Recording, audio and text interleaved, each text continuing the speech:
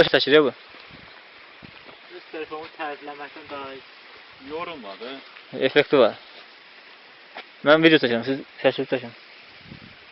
Baba canlı bak kurtardı. Ortağın bas dayansın, gedəndə sən. Get. Bura bir yap, ha. Onu var, çürüyorum. Hadi ha. Oradan amma dalda bir. Neyin? Canavar da var. 6 nəfər bir dənə heyvandan qorxur.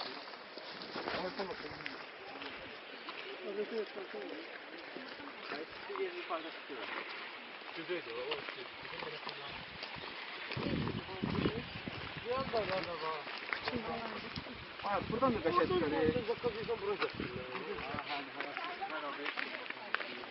Burada da olur. Ay, bab. Son. Buradan oran çək. Aa, bana bak, ne görsən? Video çəksən sən? Ha. Oranı götür. Yox, belə promotor.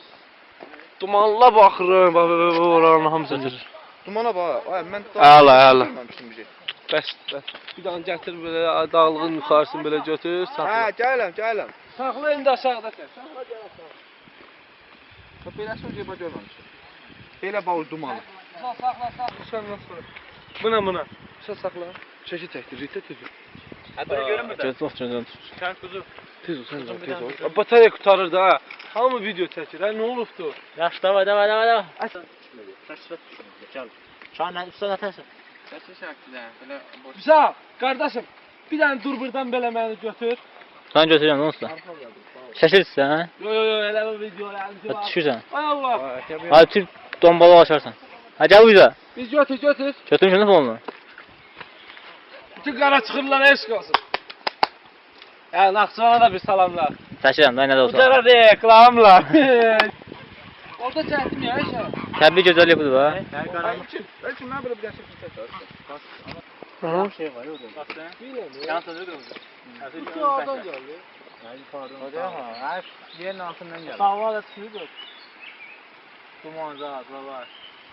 İstəyirsən bir hava. Dəhşət ya.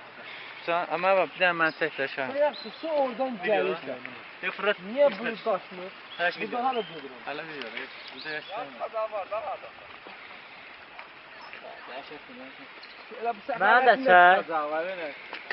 Var sən şeylər məndən. Sonra demək ki, sağ ol. Burada kuzu koyalım. Bir qoşa qartal masına qoysan yaxşı oğlan olur. Ortan baş. Taşırdım. Düş taşıram sən düş.